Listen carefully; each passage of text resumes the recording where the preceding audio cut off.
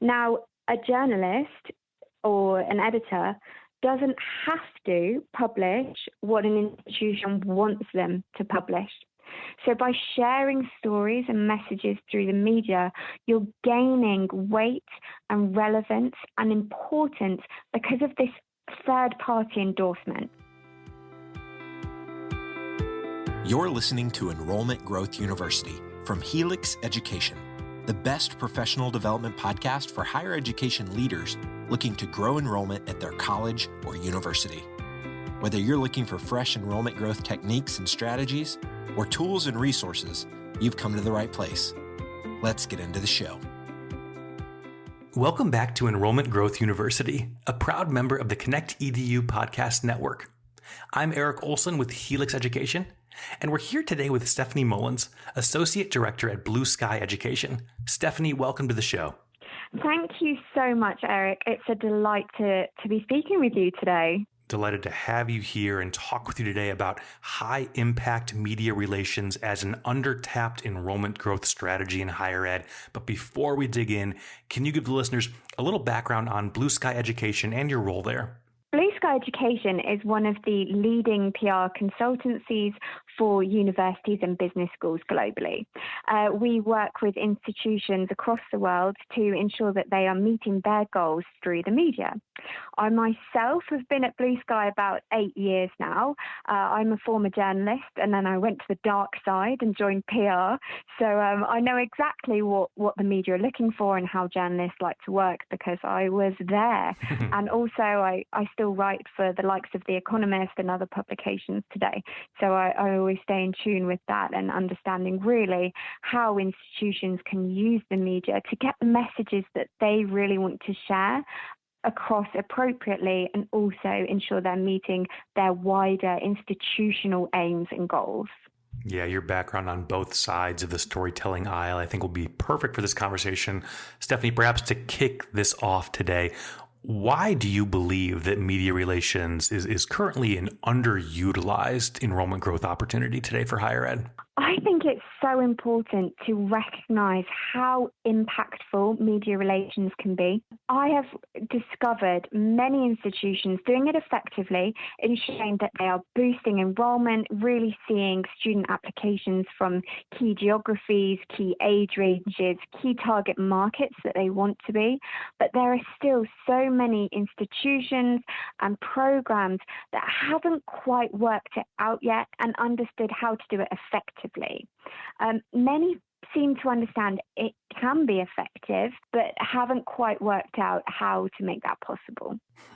I love that background. So let's say you're in an institution, you're working with your Marcom team or you're on your Marcom team. How should Marcom teams be doing things like leveraging their senior leaders, their student stories, their alumni stories to try to create these high impact media opportunities? Wow, that is a big question and I love it. When it comes to senior leaders, the deans, the presidents, the vice chancellors, whatever those senior leaders might be called, they really have an impact because their voice carries so much weight.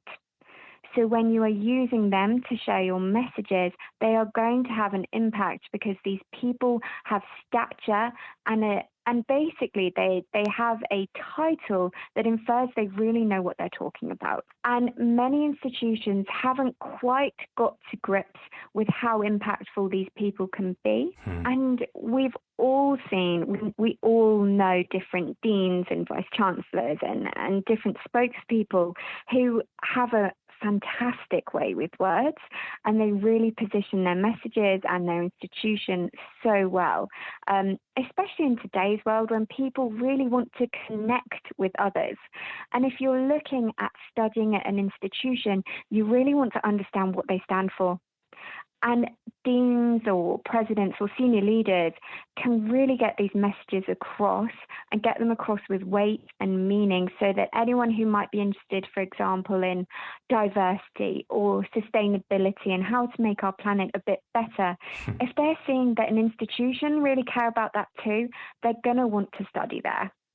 Let's talk about the media opportunities that are worth it from a time, people value standpoint and those that aren't.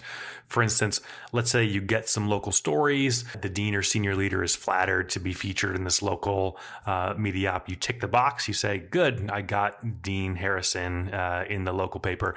But in this current media landscape that is so spread out audience-wise, how do we make this actually move the needle on our enrollments kind of work? That is a fantastic question.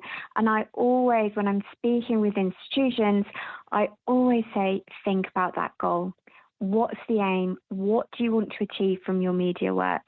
And I've worked with institutions, for instance, a particular one in France who was really keen to increase their applications from the US. We helped them to craft this idea that studying luxury was perfect if you do it in France, because everyone already knows and already associates France with luxury and luxury brands and handbags and perfumes and things like that. So it's a natural connection to make. And through making this connection through a fantastic media article in the New York Times, they actually saw a 20% increase in applicants from the US. So it's about having not only the right message, but also that you're sharing it in the right place. So referring back to that goal, what's going to get you to that goal? Are you sharing the right message? Are you putting it in front of the right audience? And so before I hear a lot of presidents who are listening to this call on their Marcoms teams and say, get me in the New York Times tomorrow, help us understand what that pathway looks like. Are those tier one opportunities ones that you can just shoot for and aim for squarely? Do we have to build up these senior leaders over time to get increasingly and progressively bigger opportunities? What does that trend line look like, and how high up should you aim out of your reach? That's a great question. And it's really about ensuring you know what the journalists and what newspapers and particular key target media are really focusing on. So, for instance, reaching out to your comms teams or your agencies in-house, they can help advise on what newspapers and what journalists are writing about at that time. So how can you fit into what they're speaking about? And perhaps how can you provide a different angle on the story, something that perhaps people aren't talking about yet? Even better if that angle is a little bit controversial or put across in a very pithy, interesting way. People are going to want to read about that. And ultimately, you're then being seen and getting visibility in the right place in front of the right people. So 10 to 15 years ago on higher ed campuses, I think that our media relations teams were really big and centralized. And I've seen those same roles evolve and shift toward social over time. I think 10 to 15 years ago, we thought local media is our only gatekeeper to tell our story. We are forced to storytell through them. Now, we have our own decentralized platforms. We rely on social media. We rely on our websites to tell our own stories. Some of us believe that we're acting as our own media companies. Isn't that better, or is it just still too small to be our comprehensive strategy? So social media and sort of owned media channels is how we often refer to them, are really impactful because you control the messages and you get to say exactly what you want to say. But people know that. So when they're seeing those tweets, those social media posts, and the things that the institutions are posting on their own website, they're smart people. They understand that that's exactly what the institution wants to say. Now, a journalist or an editor doesn't have to publish what an institution wants them to publish. So by sharing stories and messages through the media, you're gaining weight and relevance and importance because of this third-party endorsement. It's basically saying to people, no one has to say this. They are saying these positive messages and these wonderful success stories. Perhaps an alumni has started a fantastic business that is made multi-millions. No one has to talk about that. It's being spoken about because it's so wonderful. That's not a university pushing out its own messages because they can go onto Twitter and tweet it. It's something that someone else has said, yeah, that's really interesting and really good, and we need to speak about it. And for that reason, it's so much more influential and powerful. And I would really encourage anyone listening now just to take on board what that could mean, in addition to all of those channels they're already using. Stephanie, wonderful thoughts today. Can you leave us with any next steps advice for institutions listening to this, considering if they are effectively impacting, pitching the media well enough, they want to see high impact storytelling? What's their next step? Fabulous. So if anyone listening to this is keen to do that outreach, then absolutely look at what those journalists and that media are writing about, where you're keen to feature. Understand what they might be interested in. Don't pitch something that is irrelevant, that you wouldn't see, you can imagine in that publication. That will probably get someone blacklisted by a journalist or editor. So it's really important to get it right and not to lose that credibility or that opportunity to start that relationship and really develop that effectively. And then secondly, make it interesting. When you reach out to a journalist, and I usually suggest emailing is the best idea because a lot of people are extraordinarily busy and would prefer an email that they can read in their own time rather than a phone call, and work out what's interesting and start that with that pitch. Begin with the thing that's really going to catch someone's attention, and don't go on for paragraphs.